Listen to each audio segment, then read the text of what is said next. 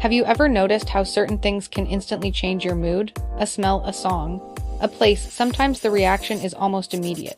Before you have time to think about it, your body responds. A smell might make you feel hungry. A song might bring back a memory. A particular location might make you feel uneasy for no obvious reason. What makes this strange is that the thing triggering the reaction might seem completely harmless, just a sound, just a smell, just a place. And yet your brain reacts as if something important has happened. So here's the mystery. How does something neutral suddenly gain the power to trigger emotion? Why does a simple cue sometimes control how we feel? To understand this, we need to look at one of the most important discoveries in psychology, a learning process known as classical conditioning. Classical conditioning explains how the brain learns to link events together. When two things repeatedly occur close together in time, the brain begins to treat them as connected. At first, the connection is weak, but with repetition, the brain begins to treat one event as a signal that predicts the other. Eventually, the signal alone can trigger the reaction. This idea was first discovered by a Russian physiologist named Ivan Pavlov. Pavlov was studying digestion in dogs. His experiment was simple. When dogs were given food, they naturally produced saliva. Food automatically triggered the digestive response. But Pavlov noticed something surprising. The dogs sometimes started salivating before the food appeared. They would salivate when they heard the footsteps of the lab assistants, or when they saw the food bowl. In other words, the dogs had learned that certain signals predicted food. Pavlov decided to test this idea. He introduced a completely neutral stimulus, a sound. Every time the sound played, food appeared shortly afterward. Sound, then food, sound, then food. At first, the sound meant nothing to the dogs. But after repeated pairings, something changed. Eventually, the sound alone triggered salivation. The dogs had learned an association. In psychology, food is called the unconditioned stimulus because it naturally causes a reaction. Salivation is called the unconditioned response because it happens automatically. The sound begins as a neutral stimulus, but after repeated pairing with food, the sound becomes a conditioned stimulus, and the salivation triggered by the sound becomes a conditioned response. The reflex itself did not change. Only the trigger changed. But Pavlov's discovery revealed something much bigger than a simple reflex. It revealed how the brain learns patterns. The brain is constantly searching for relationships between events. When two things repeatedly happen together, the brain assumes they are connected.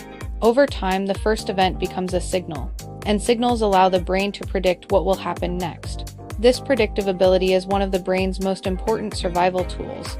If you hear thunder, you expect lightning. If you smell smoke, you expect fire. If you see dark clouds, you expect rain. Your brain is constantly building these predictions. Classical conditioning is one of the systems that makes prediction possible. But the most fascinating part of this discovery is what happened when psychologists applied it to emotion. In the early 1900s, a psychologist named John Watson asked a simple question. If reflexes can be conditioned, can emotions also be conditioned? To test this idea, Watson conducted a famous experiment with a young child known as little Albert. At first, Albert showed no fear of a white rat. He happily played with it.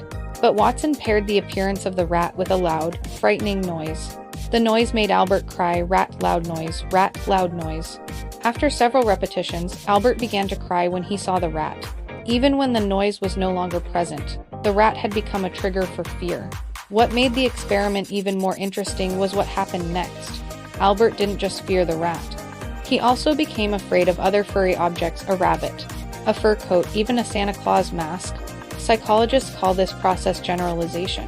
When the brain learns that one stimulus predicts something important, it begins responding to similar stimuli as well. This is one reason emotional triggers can spread. A negative experience in one situation can cause similar situations to feel threatening.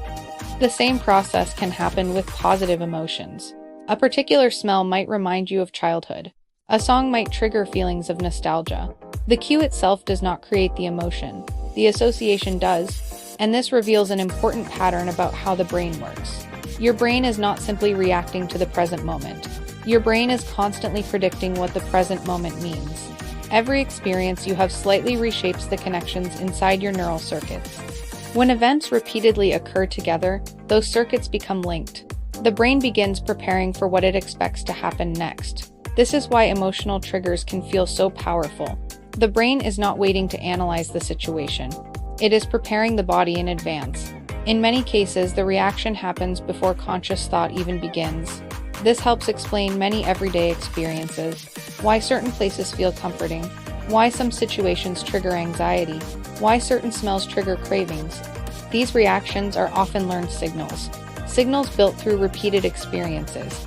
But this also leads to an important shift in perspective. Most people assume their emotional reactions are simply part of their personality.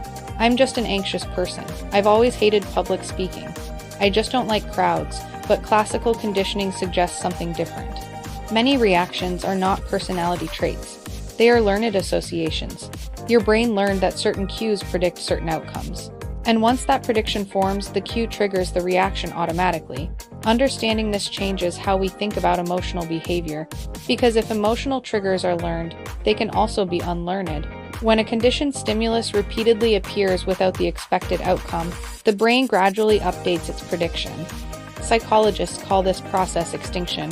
The cue slowly stops predicting the outcome, and the emotional response weakens. This principle is the foundation of many therapeutic approaches used to treat phobias and anxiety. People are gradually exposed to a feared stimulus in safe conditions.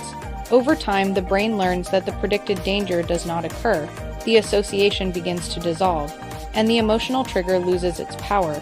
Understanding classical conditioning reveals something profound about the human mind. Many reactions that feel automatic are actually learned predictions built from patterns and experience. Your brain is constantly building a model of the world, a model that tries to anticipate what will happen next. Classical conditioning is one of the fundamental systems that builds this model, but it only explains one type of learning. Because not all behavior is triggered by signals, some behaviors are shaped by consequences. Which raises the next question. If classical conditioning explains how cues trigger emotions, how does the brain learn which actions to repeat? That mystery leads to the next major discovery in psychology, operant conditioning, and that is what we'll explore in the next video. Thanks for watching Mind Mechanics.